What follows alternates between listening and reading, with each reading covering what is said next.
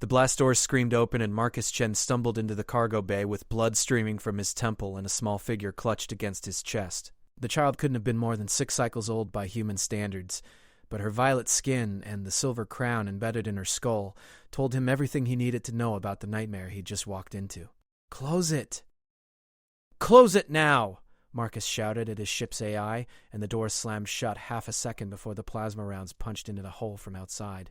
His freighter, the Wandering Star, shuddered as the locks engaged. He pressed his palm against the wall panel and felt the engines roar to life beneath his feet. The child in his arms trembled but made no sound. Her eyes, large and golden like twin moons, stared up at him with an intelligence that seemed too old for her small frame. Blood stained the elaborate robe she wore, but Marcus couldn't tell if it was hers or belonged to the 6 royal guards who died trying to protect her from the assassins. "Strap in, kid," Marcus said, though he had no idea if she understood standard.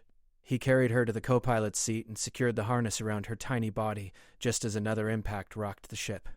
The view screen flickered to life, showing 3 attack cruisers bearing the insignia of the Velcara Syndicate closing in from multiple vectors.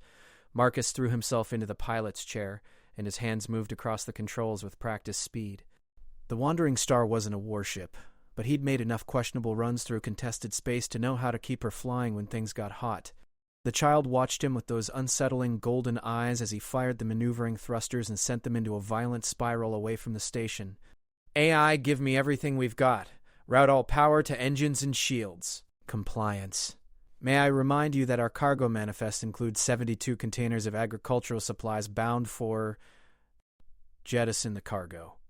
Marcus angled toward the debris field of a shattered moon, threading the needle between tumbling asteroids the size of city blocks. A proximity alarm shrieked. Marcus cut the engines and let inertia carry them behind a massive chunk of rock just as a plasma lance scorched past where they'd been a heartbeat before. He counted 3 seconds, fired the lateral thrusters, and sent them spinning in the opposite direction. The child's hands gripped the armrests of her seat, but she didn't cry out. Marcus caught her reflection in the view screen and saw her lips moving silently, forming words in a language he didn't recognize. "We're going to make it," he told her, though he wasn't sure if he was trying to convince her or himself. "Just hold on." Another cruiser emerged from behind an asteroid directly in their path.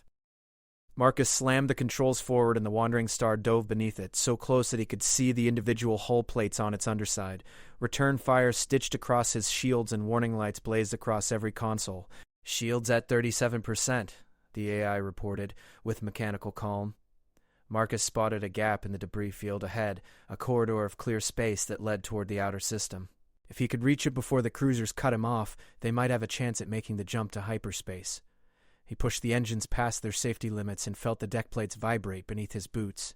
The child spoke for the first time, her voice high and clear despite the chaos around them. "Kel Sharath." "What?"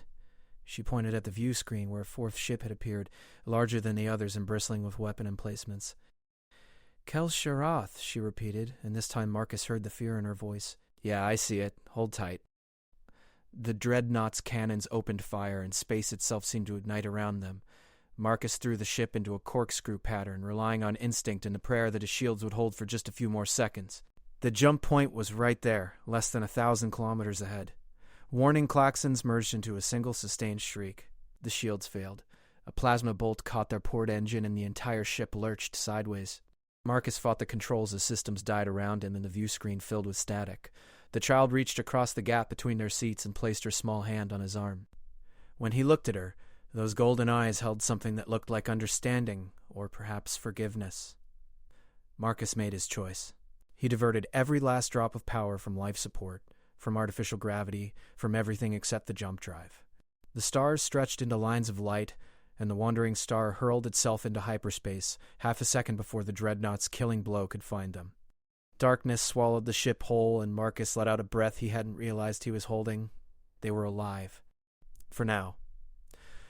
The Wandering Star drifted through hyperspace like a ghost ship, most of its systems offline and the rest running on emergency power. Marcus had managed to patch the worst of the damage and restore minimal life support, but the port engine was slag and their communications array had been vaporized. They had maybe 3 days before the jump drive spat them back into normal space, and when that happened, he needed to be far away from wherever they'd started. The child sat cross-legged on the floor of the cargo bay, still wearing her blood-stained robes. Marcus had tried to clean her up, but she'd pulled away from him, so he'd left her alone while he worked on keeping them both alive. Now he approached slowly, carrying a ration pack and a bottle of water. "You need to eat something," he said, setting the supplies down in front of her. She looked at the food but didn't touch it. Her golden eyes studied him with that same unnerving intensity, and Marcus had the uncomfortable feeling that she was measuring him somehow, weighing his worth against standards he couldn't begin to understand. "Do you have a name?" he asked. Silence stretched between them until Marcus decided to try a different approach. He pointed at himself. Marcus. Then he pointed at her and raised his eyebrows. "Kalithara," she said finally. "Crown Princess of the Third Ascendancy. Daughter of Queen Velshara and heir to 17 star systems." She spoke standard perfectly, with only the faintest accent coloring her words. Marcus sat down across from her, suddenly feeling very tired. "You speak my language. The royal children of my people are educated from birth." She picked up the ration pack and examined it with evident distaste. "This is nutritional paste designed for human digestion. My biochemistry requires different sustenance. It's all I've got. Then I will adapt." She tore open the package and took a small bite, her face showing no reaction even though Marcus knew the stuff tasted like recycled cardboard. "What happened back there?" Marcus asked. "Why were they trying to kill you?" Kyalthera set down the ration pack carefully. "My mother, the queen, has ruled for 300 of your years. She has enemies who believe that eliminating her bloodline will destabilize the ascendancy and create opportunities for conquest. The Velkara Syndicate has attempted 7 assassinations in the past decade. This was the first time they succeeded in penetrating the inner palace. Your guards are dead. All of them." Her voice remained steady, but Marcus saw her hands clench into small fists. "Captain Relthar threw himself between me and the blast that would have killed me. I watched his body burn as we ran." Marcus looked away, giving her what privacy he could in the confined space. "I'm sorry. You saved my life when you had no obligation to do so. You fought your way through armed assassins, carried me to your ship, and sacrificed your cargo to ensure our escape. By the laws of my people, I owe you a debt that can never be fully repaid. You don't owe me anything. I just did what anyone would do." "No." Kael'thara's eyes locked onto his. "Most beings would have calculated the risk and abandoned me. The Velkara Syndicate controls significant military resources. By taking me aboard your vessel, you have made yourself their enemy. They will hunt you until either you are dead or their organization is destroyed." Marcus felt his stomach drop. "Great. That's just great." Furthermore, she continued as if reading from a formal document, "My mother, Queen Velshara, will certainly be searching for me. When she discovers that a human freighter captain is responsible for my survival, she will want to reward you. The Royal Treasury could provide you with enough wealth to purchase a fleet of ships like this one. I don't want a reward. My mother does not leave debts unpaid." Kael'thara picked up the ration pack again and took another bite. "Tell me, Marcus Chen, what do you know of the Third Ascendancy?" "Not much. Your people control a big chunk of the Perseus arm. You've got advanced technology and you don't usually bother with human affairs. That's about it. What you may not know is that the Ascendancy is currently divided between traditionalists who believe in maintaining our isolation from younger species and progressives who advocate for greater integration with the galactic community. My mother stands with the traditionalists." Marcus didn't like where this was going. "And that matters because when my mother discovers that a human saved the Crown Princess, it will create a political crisis. The traditionalists will demand that you be eliminated to prevent any suggestion that the royal family could be indebted to an inferior species. The progressives will claim that you prove humans are worthy of respect and alliance." Kael'thara set down her food and met his eyes. "Either way, you have become a pawn in a game of empires." The ship's AI chose that moment to interrupt. "Captain, long-range sensors have detected a hyperspace wake matching our vector. Size and energy signature consistent with Velkara attack cruisers." Marcus lunged for the nearest control panel. "How many?" "Unable to determine. Estimate minimum of 3 vessels. They're tracking us through hyperspace?" Marcus slammed his fist against the bulkhead. "That's supposed to be impossible." Kael'thara stood, and despite her small size, something in her bearing commanded attention. The Syndicate has access to technology that rivals the Ascendancy's military capabilities. If they have deployed a hunter-seeker array, they can follow our jump signature indefinitely. When we drop out of hyperspace, they'll be right on top of us. Perhaps not.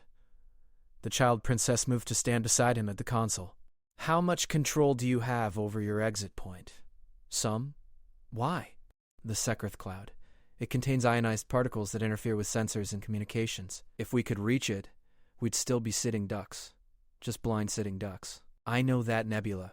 My people maintain a listening post within its boundaries, hidden from conventional detection. If we can reach it, we may find sanctuary. Marcus studied the child's face, looking for any sign of deception, but those golden eyes revealed nothing. He was a freighter captain, not a hero. He'd grabbed the kid on impulse when he'd seen her surrounded by dead guards and advancing assassins, and now that impulse had put him square in the crosshairs of forces that could crush him without effort. But the alternative was to drop her off at the nearest inhabited system and hope the Syndicate would leave him alone. One look at Kael'thara told him that wouldn't work. She knew too much about their operations now, and they'd hunt him just to make sure he couldn't talk.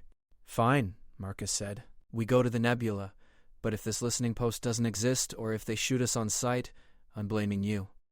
Acceptable, Kael'thara replied, and Marcus could have sworn he saw the hint of a smile touch her lips. The Sekrith Cloud looked like a wound in space itself, a vast sprawl of crimson and purple gas lit from within by dying stars. Marcus brought the wandering star out of hyperspace at the nebula's edge and immediately cut all non-essential systems. The 3 Syndicate cruisers emerged from hyperspace 6,000 kilometers behind them, close enough that Marcus could see them on visual scans. They're locking weapons, the AI reported. Marcus didn't answer. He sent the ship diving into the nebula and prayed that Kael'thara's listening post was real.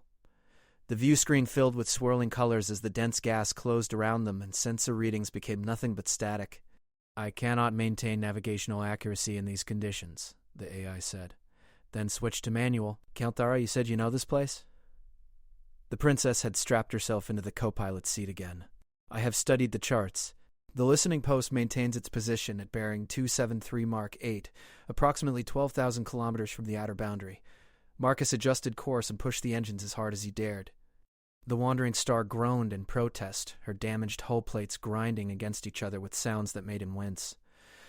Behind them, the Syndicate cruisers spread out in a search pattern, their plasma cannons firing blind shots into the nebula's depths.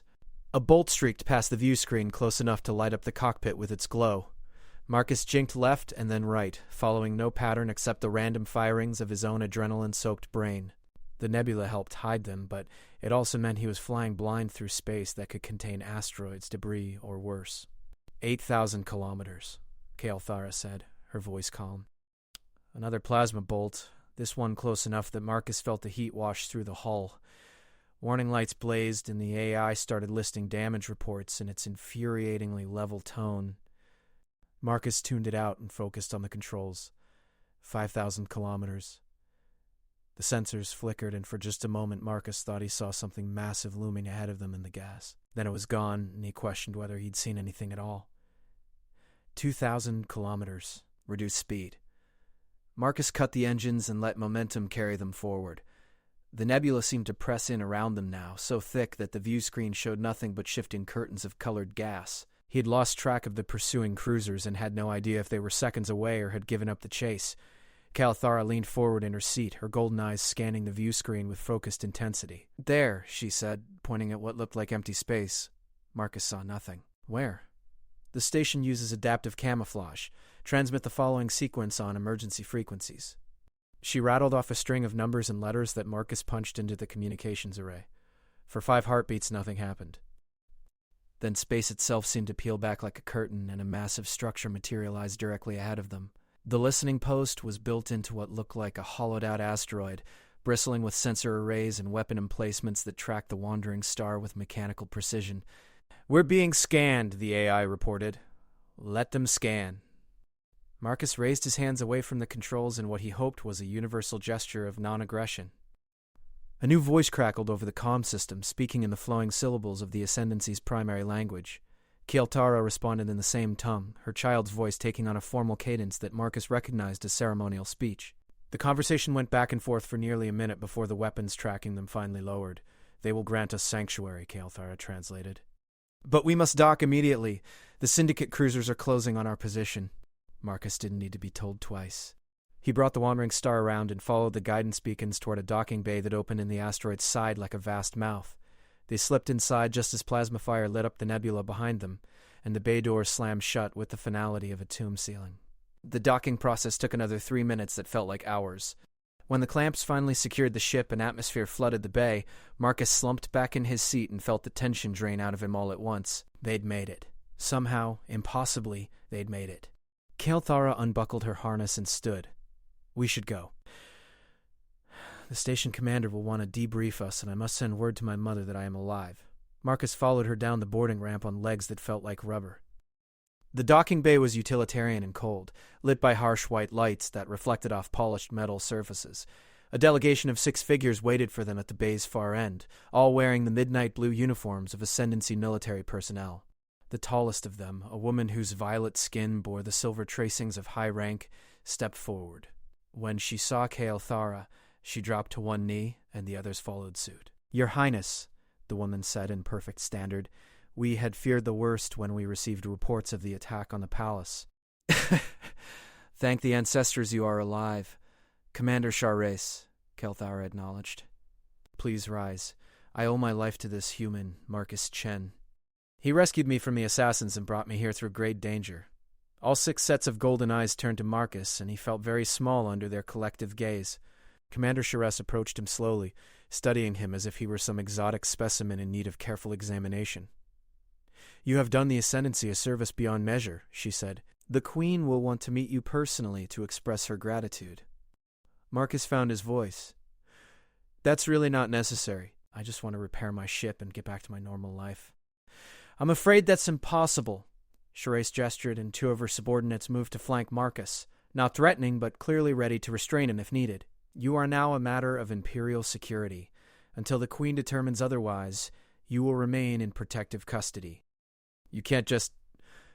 Marcus Chen, you are hereby detained by order of the Third Ascendancy for your own protection and the security of the Empire." Charres's voice held no malice, only the iron certainty of someone following orders they would not question. "Please come with us."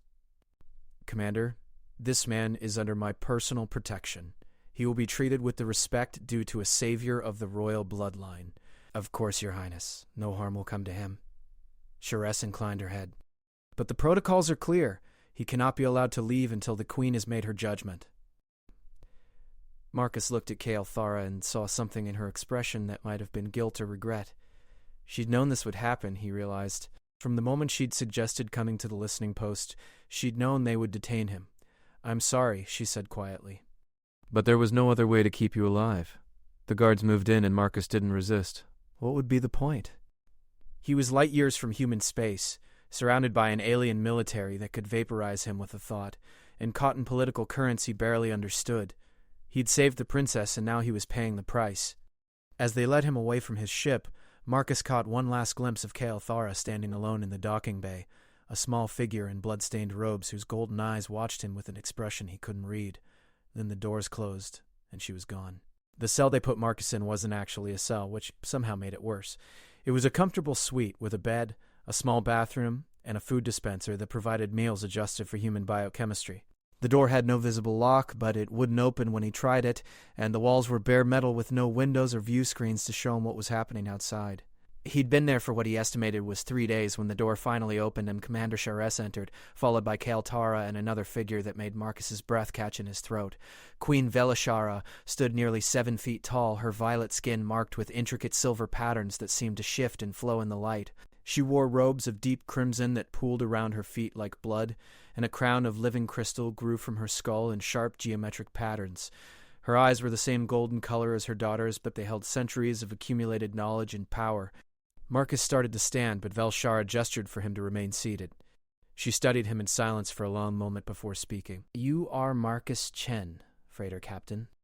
Former military pilot with the Terran Federation, dishonorably discharged for refusing an order that would have resulted in civilian casualties. You have spent the past 8 years moving cargo through contested space and acquiring a reputation for reliability and discretion." Marcus's mouth went dry. "You've been digging into my background. I have been learning everything there is to know about the human who saved my daughter's life." Velishara moved closer, and Marcus had to fight the urge to back away. "Do you understand what you have done, Marcus Chen? Do you comprehend the magnitude of your actions? I pulled a kid away from people who were trying to kill her. That's it. No.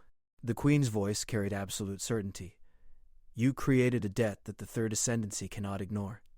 My daughter's life is worth more than entire star systems. The precedent you have set by saving her will reverberate through imperial politics for generations. Kael'thara stepped forward. Mother, I have explained to Captain Chen that he acted without thought of reward or political consequence. He should not be punished for his nobility. Punished? Velshara's expression softened almost imperceptibly when she looked at her daughter. I have no intention of punishing him, but neither can I simply release him. The traditionalist faction is already calling for his death, claiming that accepting aid from a human weakens our position. The progressives want to parade him as proof that we should establish formal relations with the Terran Federation. What do you want? Marcus asked. Velshara turned her gaze back to him, and Marcus felt the full weight of her attention like a physical thing. I want to know if you can be trusted. The Velkara Syndicate will not stop hunting you simply because you have reached ascendancy protection. They have agents throughout the Empire, and they will find a way to kill you if you remain here. But if I send you back to human space, you carry with you knowledge of ascendancy military installations and royal protocols that could be valuable to our enemies. Hi there. I'm not a spy. No, but you could be coerced or tortured or simply decide that selling information would be more profitable than maintaining silence. The Queen began to pace, her robes flowing behind her like living things. This is the dilemma you have created through your heroism, Marcus Chen. I cannot let you go, and I cannot keep you prisoner indefinitely. Then what are you going to do with me? Velshara stopped pacing and looked at her daughter. Something passed between them. Some silent communication that Marcus couldn't interpret. Finally, the Queen spoke again. There is a third option. The Ascendancy has certain positions that exist outside the normal hierarchy, roles that require individuals who can operate independently while maintaining absolute loyalty to the throne. These operatives handle sensitive missions that cannot be entrusted to regular military personnel. You want me to work for you? I want to offer you a choice. Accept a position as an Imperial operative, bound by blood oath to serve the throne for a period of 10 years, or remain here in comfortable detention until the political situation resolves itself, which could take decades by human standards. That's not a choice. That's coercion. Yes, Velshara agreed without hesitation, but it is the best I can offer given the circumstances you have created. I have advocated for you to my mother. I have told her that you are trustworthy and capable. If you accept this position, I will personally ensure that you are treated fairly and that your service is recognized appropriately. Marcus looked between the princess and her mother, trying to process what they were asking of him. 10 years of service to an alien empire, conducting missions that would likely be dangerous and possibly illegal by Terran Federation standards. But the alternative was spending the rest of his life locked in a comfortable prison while the galaxy moved on without him. What kind of missions? He asked. Recovery operations. Extraction of Imperial personnel from hostile territory. Negotiation with parties that require a neutral intermediary. The specifics would vary based on need. Velshara held out her hand and a small crystal materialized in her palm, glowing with internal light. This is a binding stone. If you choose to accept, you will place your hand upon it and speak an oath of service. The stone will create a neural link that allows me to verify your loyalty and communicate with you across any distance. And if I refuse? Then you remain here, safe, comfortable, and utterly irrelevant to the Empire that will continue to function without you. Marcus closed his eyes and thought about the wandering star sitting in the docking bay, damaged and impounded. He thought about the life he'd built over 8 years of careful risk-taking and calculated gambles. That life was over now, burned away the moment he'd decided to save Kael'thara instead of running. He opened his eyes and looked at the princess. She met his gaze steadily, and he saw genuine concern there beneath the royal composure. If I do this, Marcus said slowly, I want a promise. When my 10 years are up, I walk away free and clear. No extensions, no loopholes, no finding new reasons to keep me bound. Agreed, Velshara said immediately. And I want my ship repaired and maintained. If I'm going to be running your errands across the galaxy, I need transportation I can trust. The wandering star will be upgraded with ascendancy technology and kept in optimal condition. Marcus took a deep breath and let it out slowly. Then I accept. Marcus placed his hand on its smooth surface and felt it grow warm beneath his palm. The Queen began to speak in her own language, words that resonated with power and age. Marcus repeated the phrases as best he could, stumbling over the unfamiliar syllables. The crystal flared bright enough to make him squint, and then it sank into his palm. disappearing beneath his skin without leaving a mark. Marcus felt something shift inside his mind, a new presence that wasn't quite thought or emotion, but something in between. "It is done," Velshara announced. "Marcus Chen, you are now bound to the service of the Third Ascendancy. Serve with honor, and you will be rewarded beyond your imagining. Betray this trust, and the Binding Stone will end your life before you can speak a single word to our enemies." Marcus flexed his hand, half expecting to see something different about it, but it looked exactly the same as before. "No pressure, then. Commander Shures will provide you with your first assignment and the necessary resources to complete it." The Queen moved toward the door, but paused to look back at him. "You saved my daughter when you could have abandoned her. That act of compassion has earned you my respect, Marcus Chen. Do not squander it." Velshara swept from the room, with Sharas following in her wake. Kael'thara remained behind, studying Marcus with those unsettling golden eyes. "I'm sorry," she said again. "I know this is not the life you would have chosen." "Yeah, well, I'm getting real tired of hearing you apologize." Marcus stood and stretched, feeling joints pop after days of inactivity. "What's done is done. I just hope your mother's faith in me isn't misplaced." "It is not." Kael'thara reached up and took his hand in both of hers, a gesture that seemed oddly formal. "You will do great things in the service of the Ascendancy. I have seen it." "Seen it how?" "I sometimes perceive fragments of possible futures, paths that may unfold depending on the choices made in the present." She released his hand and stepped back. "I saw you standing beside me in a throne room while empires burn outside. I saw you carrying the weight of decisions that will reshape the balance of power in this galaxy. Whether those visions come to pass depends entirely on the choices you make from this moment forward." Before Marcus could respond to that deeply unsettling prophecy, Kael'thara turned and walked toward the door. She paused at the threshold and looked back at him one final time. "Thank you for saving my life, Marcus Chen. I will not forget what you have done for me." Then she was gone, and Marcus was alone with his thoughts and the alien presence now residing in his mind. He sat down on the bed and put his head in his hands, trying to process the fact that his simple life as a freighter captain had just been replaced by a decade of service to an alien queen. Somewhere in the station's depths, alarms began to sound. Marcus lifted his head and felt the Binding Stone pulse with sudden urgency. A voice spoke directly into his mind, carrying Commander Shures's clipped tones. "Captain Chen, your presence is required in the operations center immediately. We have a situation."